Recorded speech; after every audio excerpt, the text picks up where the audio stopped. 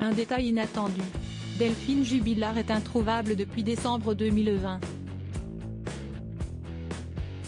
La jeune femme a disparu à Cagnac-les-Mines dans le Tarn et n'a donné aucun signe de vie depuis. Les recherches se poursuivent mais aucun indice n'a permis de découvrir ce qui a pu lui arriver. Le principal suspect de cette affaire est son mari, Cédric Jubilard. Il a été mis en examen pour homicide volontaire sur conjoint le 18 juin 2021 et est incarcéré à la prison de Toulouse 16 depuis. Alors qu'il ne cesse de clamer son innocence, les révélations le concernant s'enchaînent. Un nouveau podcast réalisé par Slate a été diffusé ce jeudi 24 février. Celui-ci s'est intéressé à l'affaire Jubilard et plus précisément aux aveux de Cédric Jubilard à Marco, son co-détenu. Selon les informations du média, CST, un autre fait divers, diffusé dans l'émission fait entrer l'accusé, qui l'aurait motivé à se confier. En effet, il était évoqué un couteau utilisé pour tuer la victime et CST, cette déclaration qui aurait fait réagir Cédric Jubilard, le poussant ainsi à mentionner une arme blanche. Moi, ces abrutis, ils n'ont même pas retrouvé le couteau, aurait-il lancé.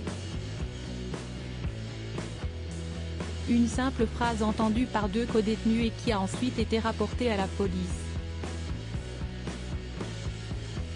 À ce jour, aucun couteau n'a été impliqué dans cette mystérieuse disparition, ce qui pourrait laisser penser que cette histoire a été inventée.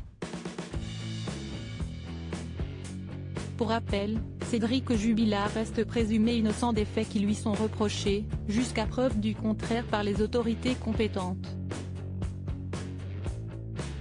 Il ne lâche pas.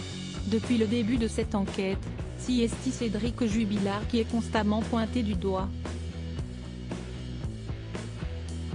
Malgré une absence de preuves mais aussi de corps, la justice estime que les éléments concordants se multiplient concernant l'implication du père de famille. Incarcéré depuis juin 2021, il continue de clamer son innocence et a été entendu à plusieurs reprises. Lors de son second interrogatoire le 3 décembre dernier, il a tenu des propos qui ont été rapportés par le journal du dimanche il y a quelques jours. Écoutez, croyez ce que vous voulez. Ce qui est sûr, CST, que je n'aille jamais fait de mal à Delphine, et je ne l'ai jamais fait disparaître non plus, a-t-il affirmé. Par la suite, il a également évoqué sa dernière soirée en compagnie de son épouse. On regarde la télé pendant le dîner et je n'avais même pas remarqué que Delphine était particulièrement apprêtée, rapporte le média.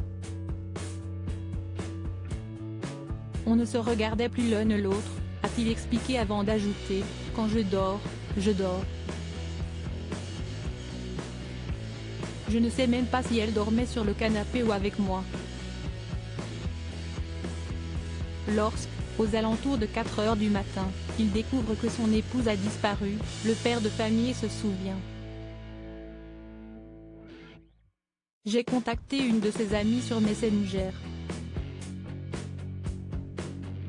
Pour moi, elle était chez elle et CST juste qu'elle me prenne pour un con, assure-t-il. CST qu'une femme, au final.